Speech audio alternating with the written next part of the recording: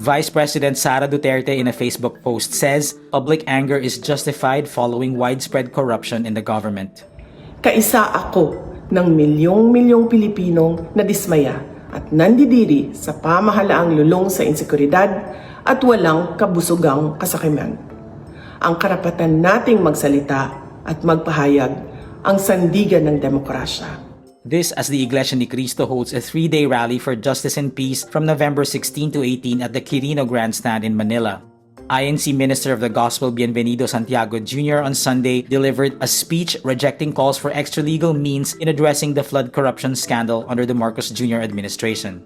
Senator Rodante Marcoleta also spoke at the event where he revived his push for contractors Curly and Sara Diskaya to become state witnesses. The Manila Disaster Risk Reduction and Management Office estimated the crowd on the first day peaked at around 650,000 attendees.